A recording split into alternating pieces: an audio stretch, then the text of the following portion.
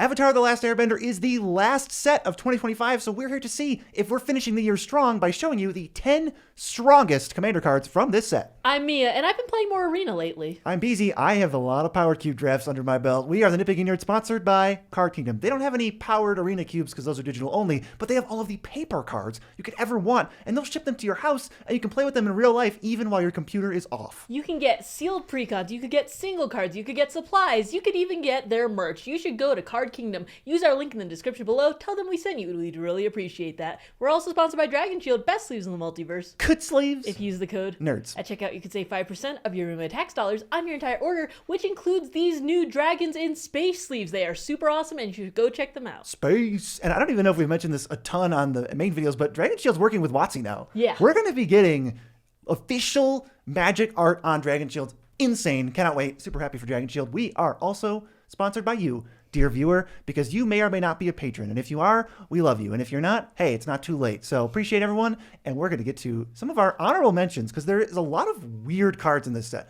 This set doesn't have any like, oh my god, it's the One Ring. Oh my god, it's Orcish Bowmasters, like Commander staple, almost so good they're boring cards, which I like. But there's a lot of weird cards that are hard to evaluate. So we have a handful. If you don't mind, viewer, a handful of honorable mentions. I'm really excited for this set. I think that there are cards that fall into a lot of niches for decks, and I would be really excited to put a lot of these in. But as you mentioned, there's no Orcish Bowmasters, there's no the One Rings or Rhystic Dice, where I think at least that you're not going to be like, wow, this goes in every green deck that I own. You're Which more I like. Yeah, we're like, whoa, if I have artifacts or something, I might really like this. The first card I think is like really interesting, and I want to see how it plays out. This is a weird card. It's the Secret of Bloodbending. It's 4 blue, not like 4 in a blue, but blue, blue, blue, blue for a sorcery. As an additional cost to cast a spell, you can Waterbend 10. Waterbend means you can pay the additional cost using either mana, or you can tap a creature or an artifact to pay for those costs, and it's all generic mana cost. As you control target opponent during their next combat phase. That's for 4 blue mana. If the spell's additional cost is paid, you control that player during their next turn instead, and then you exile it. So it's not like you can keep looping this from the graveyard, but if you have anything that can copy it, it could get really spicy, and being able to have that modal cost could be interesting. Yeah, it looks like 14 mana, but if you have a bunch of stupid artifacts, whether those be like clues and foods or just random creatures you're not using, that could really chop down the cost. And we all know Emrakul's busted when you get to just ruin their whole life. And the interesting thing about this is Emrakul is it's either uncastable or it's going to win you the game. This is like, you could cast this on turn 5.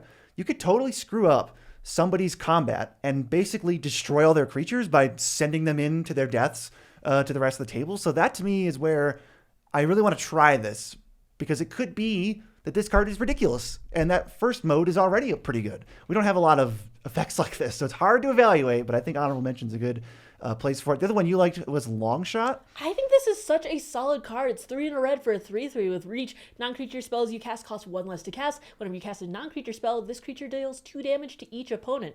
This is like a gutter snipe type effect. It's a little bit more expensive, but it reduces all your non-creature spells. I think that's really interesting because when you're doing the gutter snipe type effect, you usually want a lot of the instant or sorceries, but if you're branching out and you have like mana rocks that could cheapen it, if you're doing artifact stuff, you're already playing things, there we go, like Ethereum Sculptor and Foundry Inspector. This will reduce all of your non-creature spells by 1 less, so I think that already pays for the fact that he's a little bit more expensive, and then just chaining them out will deal 2 damage to each opponent. I feel like you can go pretty fast if you have a lot of like baubles or that sort of thing in your deck. Yeah, don't write this off as just another gutter snipe. I think it plays a little differently. It seems a little better. The Earth King is another one I like. It's 4 mana 2/2 that comes with a 4/4 bear. And then when one or more creatures you control with power 4 or greater attack, you get that many basic lands tapped. So presumably you're going to play some of those big boys, then play this, and you get 6 power for 4 mana, and you get to ramp a little bit. This is only for green, stompy, 4 power plus decks, but it seems pretty solid. And I also like Bitter Work. It's the 1 green red enchantment. Whenever you attack a player with 1 or more creatures with power 4 or greater, you draw a card. I don't really care about the Earthbend. It's nice to have. Sure, it's a bonus to Earthbend 4. But if you attack each opponent with a 4/4, you draw 3 cards. right away. I mean, I would argue that the Earthbend is one of the best things about this card because it lets you create that power 4 or greater creature immediately. If you have nothing better, yeah. If you don't have another creature to like deal with that. I really like both of these cards. I think they're very easy to activate immediately, especially because if you're in the Gruul Stompy to begin with, there are a lot of haste enablers within that Gruul Stompy type like wedge, so you can get these effects very quickly. The Earth King will give you the 4/4 that you can attack with, and as I mentioned, Bitterwork will give you the 4/4 if you pay into its exhaust ability. Yeah, the next one, I just wanted to mention this because it would feel weird if I didn't. Shared Roots. It's just rampant growth, but it's a lesson. If you're someone who likes rampant growth, you should just play this card because it's maybe a little bit better.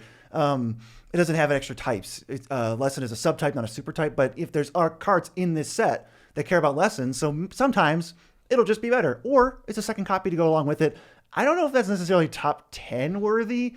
It's certainly not very exciting, but it feels weird to leave it out. So Shared Roots, cool. Yeah, I think it's good to mention it because Rampant Growth is such a staple in so many people's decks that it would be weird if people just cast this off as something that was like, oh, well, I'm not playing that because XYZ when they're still playing Rampant Growth. Maybe you want both copies of these. It could be an option. So we're officially jumping into what we believe are the 10 best cards from the set. These cards all seem pretty sweet. I'm going to play almost all of them in something because I'm either really, really curious and it seems like it has high potential, or card looks really strong in the right deck. Some of these are pretty niche. Number 10, we have Avatar Destiny. 2 green for an enchantment aura. Enchant creature you control. Enchanted creature gets +1/+1 for each creature card in your graveyard and is an avatar in addition to its other types. When enchanted creature dies, mill cards equal to its power. Return this card to its owner's hand and up to 1 creature card milled this way to the battlefield under your control. So you need to be a green-based graveyard deck. So if you play this on a 1/1, just a random stupid token, that's great.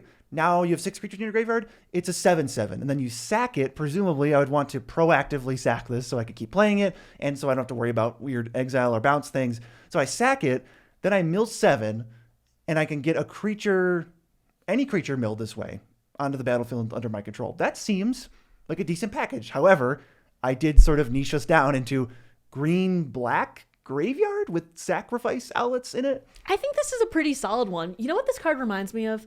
It reminds me of that one card in Beldris that you really like, the one that attaches like Journey to Eternity? Yeah, I think it reminds me of that a lot. Plus, with all of these cards in the green-black milled type decks, I think that there's also, you could be putting a lot of Surveil Note, like the Surveil lands, or if you want any of the tutors that tutor right to the top, you can find your best creature, put it to the top of your deck, and then if you can proactively sack this, which you probably want to do anyways, you kill it, and then you bring back your best creature. I think that there's a lot of potential for this.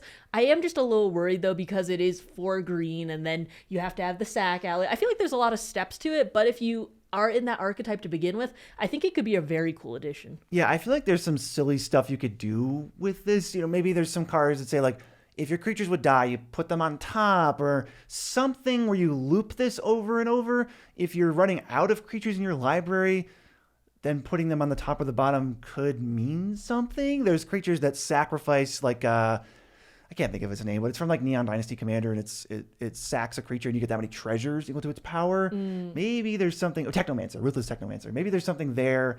This is a weird card. This one feels the most specific on our list, but it does seem like I will play against this, and I probably will lose to it at some point. I feel like cheating something that big is going to be crazy. Plus, this goes to your hand when the creature dies to begin with. Like, it fuels itself, because even if you put it on a 1/1 with no abilities and you only have like 1 or 2 cards in the graveyard, that will already make it a 4/4 if the 2 cards in the graveyard are creatures. Milling 4 is pretty powerful, and then getting something out of that, even if it's just something that's like 4 mana, you don't need the big 10, 12 drops to get value out of this. This will still go back to your hand. I think this is solid. Yeah, I mean, I think 5 is where I start feeling pretty good, because I get a 5-drop plus a card back to my hand. That's pretty cool. I just mean because of, like, if you are going to be, like, if you have nothing better to do and you just really need a creature, this can help you get one back onto the field. That's true. I mean, yeah, you already have a creature in play. Maybe you just have a sack outlet and you have this and you're ready to go. I also want to say, it doesn't have to be graveyard. You could just put this on a 12/12.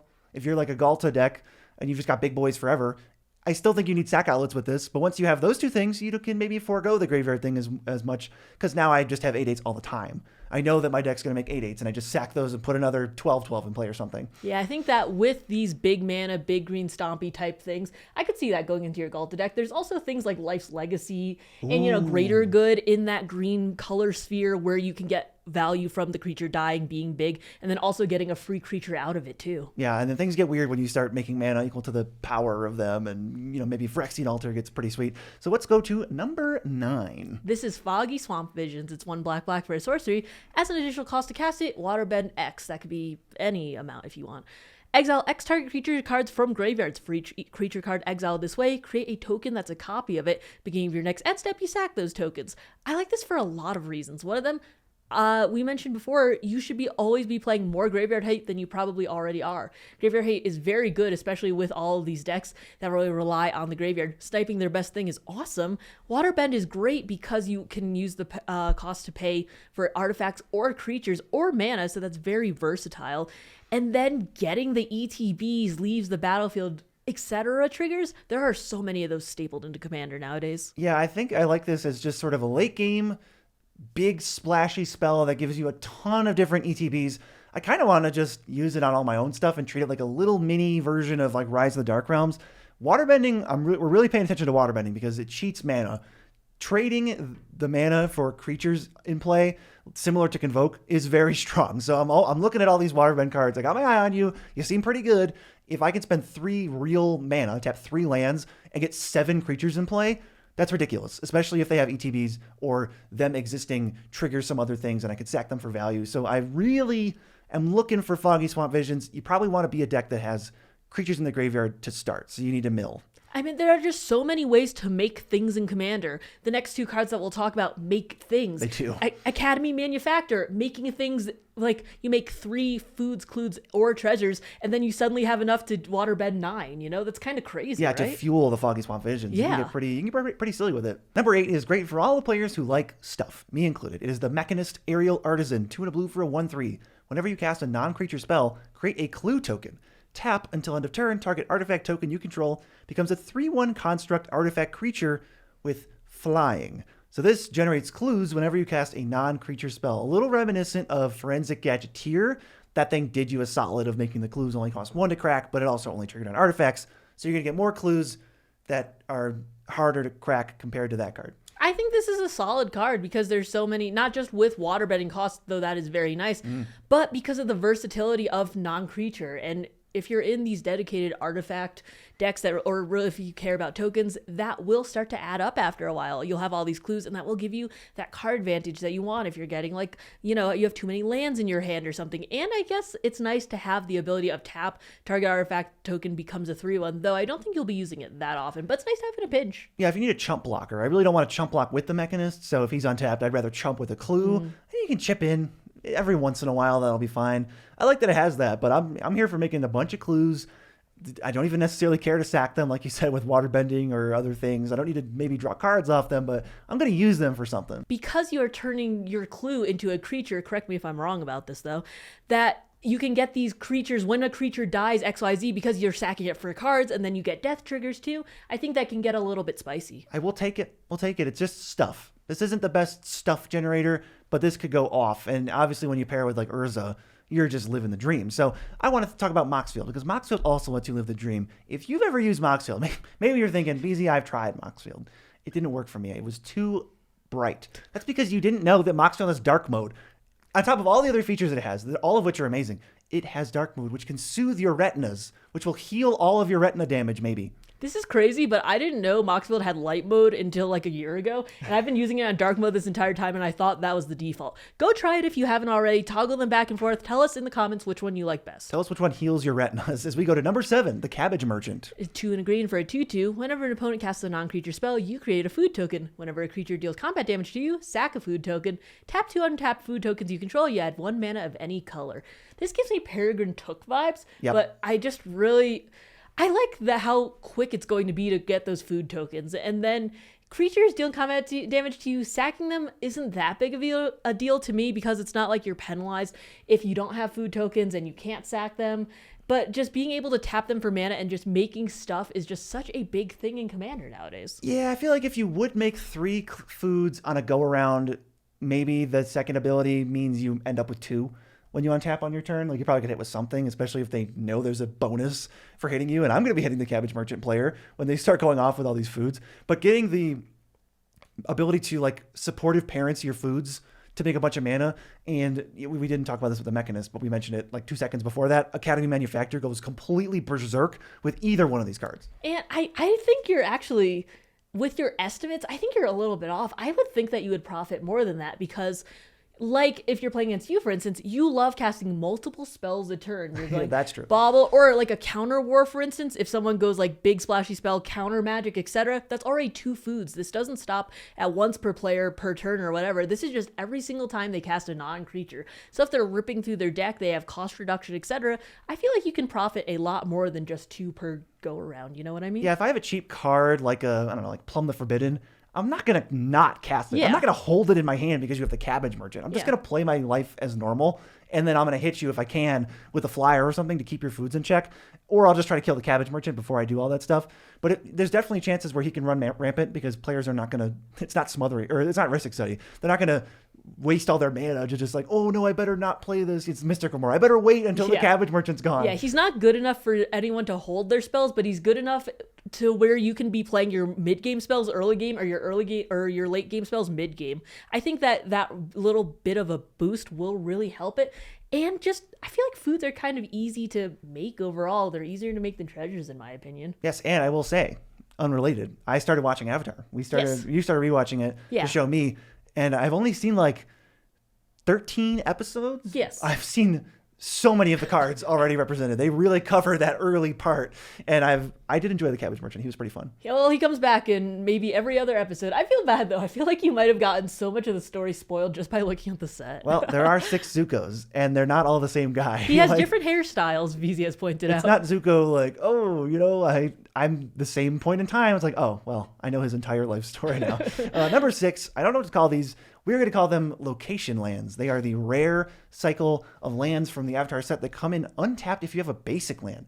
Just one. That's pretty easy to do. So we're looking at these as not the strongest cards in the universe, but very easy to slot in, except for one, which we'll get to. I'll just read them all and then we can talk about them. Actually, let's do one at a time. Abandoned Air Temple is a land that enters tapped unless you control a basic. Taps for a white. And you can pay 3 and a white and tap it to put a +1/+1 counter on each creature you control. It's mono white Gavony Township. I like this. I like having that option, and I think that this one is the best one out of the 5 colors. I think that out of all of the ones that we have, this is the one I'd be using the most. There's so many like white weenie decks that I was like, yeah, you know what? If I have 5 mana lying around, sure, I'd like to put a counter on them. I'm not really casting, counter magic or anything in white. I might challenge you a little on what the best one is, Really? but this one is definitely up there. I was comparing this to Gavony Township, but the reason that Gavony doesn't make it into a lot of decks that I have isn't necessarily the power level of it. It's that it's a colorless land. This taps for white. This is almost always enters untapped and taps for white. And if you find this is in your opening hand, which is one of the only scenarios where these lands won't enter tapped, right? They're in your opener and you don't have a basic, just play it on turn 1. And then it's not even that big of an issue. Yeah. So this seems like a really 95% untapped land that fixes you and gives you colors and then also just Gavony Townships. I think this is nice too because I don't play basics that much. You guys might know that.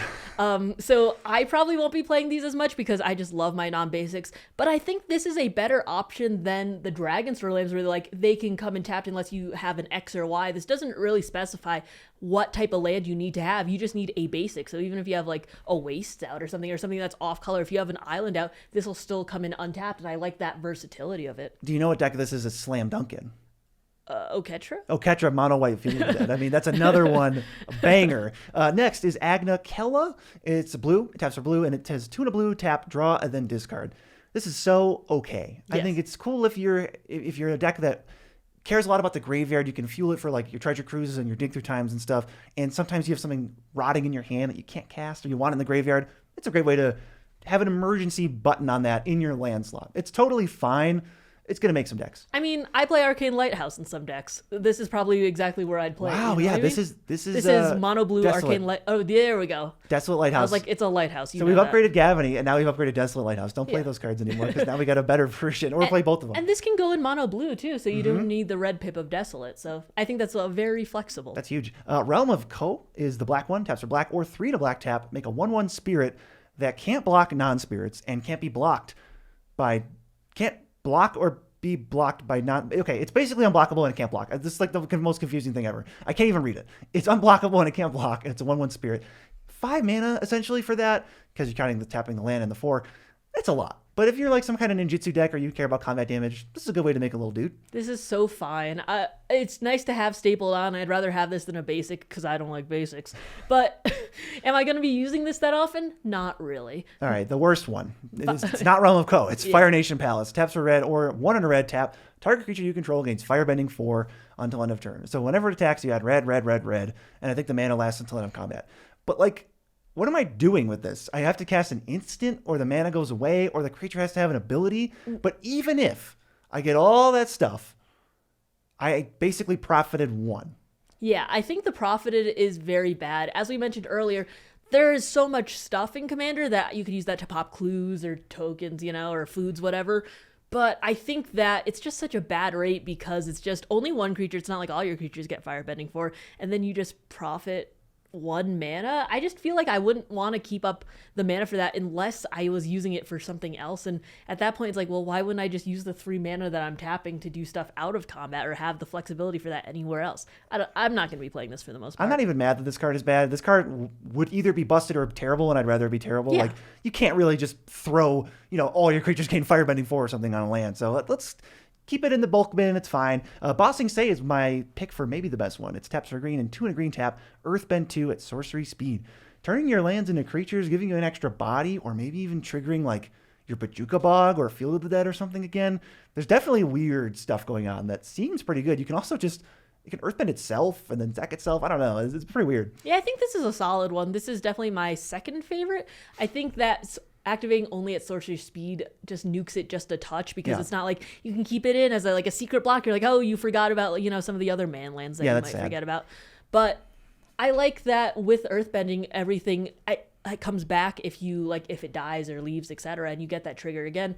I feel like with Earthbending, you might have to be a little bit more proactive than the average deck. Yeah, you're gonna have to figure out. You can't just make your mountain a 2/2 and expect anything to happen. You gotta be sacking or triggering landfall, or at least having ETBs or leaves the battlefield triggers on your lands. You can't just put this on a basic and go, yup, you know what, this is the best my land could do. Pass the turn. Yeah, that's not the best. So those are the location lands, all pretty solid except for the Firebending one. They definitely have homes, and the white one seems sick. Maybe the white one is the best one. I don't know if you've convinced me. I think the white one's the white one is the one that I would be playing the most. I don't know if it's the best one, but it's the one that I could see myself playing the most. Totally. What's number 5? Number 5 is a combo machine. It's Beifong's Bounty Hunters, 2 green black for a 4/4. Whenever a non-land creature you control dies, you Earthbend X, where X is that creature's power. No, it doesn't say non-tokens. Sure doesn't. So with things like Pawn of Ulamog, you sack those, you Earthbend 0, and then the land dies immediately, which kind of creates this chain. It's very weird. This, to me, it screams combo. There's a lot going on. So with Pawn of Ulamog specifically, it says when your non-tokens die, you get a 0/1 spawn. So we have to start the chain with any one of our non-tokens dying for some reason. Pretty easy in these decks. Let's just say we don't even have a sack outlet. We don't need one for this. We just need something to die, and we kill it with our own spell. Then we get a 0/1. Mm-hmm. Cool. Then we'll say we sack the 0/1 for mana. We trigger Beifong's Bounty Hunters because a non-land creature died. We Earthbend 0, and Earthbend is worded so that it makes the land a 0/0 creature first. Then you put X counters on it, and then if it dies, it comes back. We put 0 counters on it, so it just dies, and then it comes back, which triggers Pawn of Ulamog to make a spawn. So we generate infinite colorless mana and infinite death triggers this way. Plus, if you have a free sack outlet like a Viscera Seer or anything like that, you can also add in like Totentance or Ogre Slumlord, anything that makes tokens, and now you can just manually sack the Earthbended land and just get infinite landfalls, infinite deaths. And this is ridiculous. It seems so good. You also get infinite ETBs on the land that you Earthbend. Maybe that's with like the Colony Garden where you're making 0/1 plants, or the Dwarven Mine, you make 1/1s. Or, maybe you just want to Bajuka Bog someone a few times and then just switch it up. Dead. You can switch it up as many times as you want because you can just keep targeting different lands because they'll come back. Yeah, I think it's super solid, and this can be a game ender if you let it. The only thing keeping this one down is it's a little specific. Again, we're in this green-black aristocrats Jund kind of build. But this is undeniably strong. Very, very strong card. Maybe the highest ceiling of any card on this list because it just wins the game. Yeah, I think that the ceiling on this is crazy. And then there's so many decks that are going to love this. Marin, for instance, they're going to go crazy. Yeah, because you don't have to combo up. If you just sack your normal things, business as usual. You get all these extra creatures in the form of lands that don't punish you when they die because they just come back. So you're triggering landfall again, but you're also getting extra triggers off of your Grim Harvespexes and your Midnight Reapers because lands are not tokens. And this just can be seriously good. It gives you all these extra creatures out of nowhere. Yeah, I think it's super solid. And if you have anything like death triggers where, like, you know, when a non-token creature dies, you know, you drain your opponents and you gain 1 or something like that, that's just winning the game right there. And with all these Earthbend things, I'm always keeping in the back of my head, Horizon Explorer, Amulet of Vigor, like, what if my Earthbended lands also entered untapped? Now we're getting into infinite mana territory. I don't think we're infinite mana because they can't tap for mana, but maybe if you can work something around that way. Yeah, maybe you can do something funky with it. Who knows? What if you keep doing Well, you can do infinite mana. Yeah. When the land's a creature, it has summoning sickness. sickness. But when it dies and comes back tapped, that's when it comes untapped, and that's when you go off. Yeah, I think there are a lot of options here, and I think that's super solid. Yeah, Beivong Bounty Hunters. Get ready to see that one. If not from other people, from me. I'm going to be beating people with this card. Do you need another green-black deck? I sure do. Number 4, Redirect Lightning. Red for an instant, it's a lesson. As additional cost to cast this spell, you pay 5 life or 2 mana. You change the target of target spell or ability with a single target. People are thirsty for more deflecting swats at all points and will play any version of this card. I think this one seems like it will make the cut. It is not quite as good as deflecting swat, like the text of that card, because it says just change the targets. So if a spell has 10 targets, SWAT will change them all. This only changes an ability or spell with exactly 1 target. But that's removal spells, right? Yeah, I think this is a solid one because when we love things that are cheap or free. Of course, we're paying 4 life for Snuff Out. I will happily pay 5 life to redirect something that's coming at me, or to steal someone's extra turn spell or something like that targets. This cares about abilities too, so I think it's a little flexible. I'm not really playing Imp's Mischief that often because I think the 2 mana is a little bit rough sometimes, but being able to pay life and 1 mana with this lets you keep it up a lot easier. I feel like the difference between 1 and 2 mana interaction is a big difference. It's a big jump. It's a big jump. I want to see things like, screwing up reanimation targets with Animate Dead or something like that. There's a lot you can do with Redirect Lightning. Seems like a powerful card. There's other cards that have seen play, Bolt Bend and Untimely Malfunction. And there's even worse ones too. Return the Favor seems good, actually. I haven't tested that card. But below that, there's like a million that people have been playing. And I think Redirect Lightning might be the best one that isn't deflecting SWAT. I'm excited to play this one. I want to check it out. I am going to be trying it in the red decks that I can. I'm going to be throwing this in maybe like Perf and maybe... No, this is a rare. I can't... Or I would throw it in Mahadi if I could have. I have a mono red Gut deck. I might try this one out. Seems pretty solid. Gut is a huge target for removal. And that brings us to our number 3. We're on the podium now. Yes, this is a card I want to be throwing in a bunch of decks. It's my Scornful Striker, 1 in a black for a 2/2 with first strike. Whenever a player casts a non-creature spell, they lose 2 life. This is indiscriminate. This will have all of your opponents losing a ton of life, and if you are a mostly creatures deck, you will be losing the least amount of life out of this, so you will be able to just ping and group slug the entire table. It's super awesome, and just 2/2 first strike body, not bad for 2 mana. I mean, I'll take it. It's not a 0/1, I guess. Maybe I'll beat in with it every once in a while. It gives me Camball vibes. It gives me Lysa vibes. We don't have a ton of stuff like this. I think this is the most playable version of like Eidolon of the Great Revel, Harsh Mentor. Those cards aren't quite there. This one to me is. It's going to be super annoying. It's in those death and taxes. Like you stack this up with a Camball and some extort triggers and you're really feeling it. And then all of a sudden you can't do things and then you lose the game. Yeah, I think that maybe I'll try this in my card drawing deck. Maybe I have to do that because if you're giving people cards to begin with and they just have more stuff to cast, maybe it would be cool in there. Who knows? Maybe if you just give people extra mana, you can also just be pinging them too because you'll be forced to use that or lose it. I mean, I love a good 0 drop, and so I'm not going to love seeing mine. That's going to mess me up pretty bad. We're going to go to number 2. This is part of a trend in Magic that annoys me, which I'll get to in a second. It's Badger Mole Cub. 1 in a green 2/2. When this creature enters, you Earthbend 1, and then when you tap a creature for mana, add an additional green. I don't have a problem with the text of this card. This card's fantastic. I am annoyed when they make baby animals stronger than the adult animal. Like there's a Badger Mole, it's like a common, it's like a 5 mana 4/4. It's terrible because it's a random common. Why is this like the strongest animal in the world? Yeah, and I have to ask, why is this stronger than some of the avatar creatures that we're seeing? Why are some of the avatar creatures like, oh no, this one, you get 2 mana when it attacks or something like that? And this one's like, no, don't worry, all of your mana dorks are doubled. If you have Elven Chorus out, don't worry, you'll get 2 mana out of them instead of 1. I feel like having this at number 2 and not having many of the legendaries up there is just very confusing. It's like, it's the Orcish Bowmasters of Lord of the Rings. Why is this one guy better than most of the main cast? Yeah, it's not like this is as good as Orcish Bowmasters, but it's the random Throwaway character with no name is just housing everybody else for power level. This card is really, really, really good with any sort of mana dork. Like you said, what I really want to do is Elven Chorus or Enduring Vitality to give all of my creatures that ability. Or maybe you could go like super heavy on Earthbending and then they tap for 2. That's cool. That just feels like a bonus. This thing fuels itself, which is nice. But this can generate a ton of mana, and then you can just win from there. Yeah, I just like the synergies of, okay, lands are creatures. Well, that makes them pretty vulnerable. Well, with Earthbend, no, they're not, because they'll come back, and then they'll also tap for double mana, and this comes down as a 2-drop. Comes out real early. Super solid. Even just playing this on turn 3 means you can play a 2-drop, this, and then have 2 mana for another 2-drop, something else.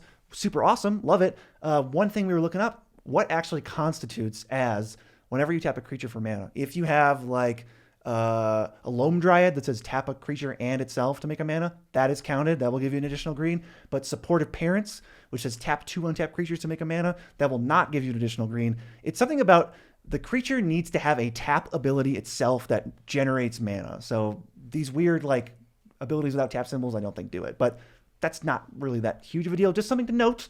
Supportive Parents, not great with Badger Mold Cub. I just think that most of the times you're tapping creatures for mana, it is using that tap ability. Yeah. So I don't think it'll come up that often, but remember that because BZ loves Supportive Parents, and that will be one of the cards that you see pretty often, at least from him. I love Supportive Parents. What a great sentence. Yeah, Badger Mold Cub looks to be mono green, like all-star, kind of Elf Ball, right? Elf Ball all-star too. Yeah, maybe I'm throwing this in a Galadriel. Maybe that's pretty solid. Maybe you should. Who knows? Because it turns stuff into creatures too. It turns the land into creatures. Yeah. Maybe that'll be awesome because then I'm just putting like counters on my lands and stuff. That might be funny. That might be funny. There's a lot of moves with Badger Mold Cub. It's very cheap, which has me excited about it. Like 2 mana is very cheap. Also, with Earthbending, I didn't talk about this earlier, but I want to be putting them on my hideaway lands. I want to be putting them on my, I don't remember the red one, the green one. Those are the only 2 I'm playing. Bridge, Spinerock Knoll, Windbrisk Heights. Yeah, because I'm going to be, oh no, I cast my Hideaway 4 spell already. What am I going to do? I guess it just taps for green. Psych, it'll come back. I'll get the Hideaway 4 again, and then I'll get free spells because I will be able to trigger that over and over. Okay, hear me out. Yeah. The Bayfong card, the black-green 4/4,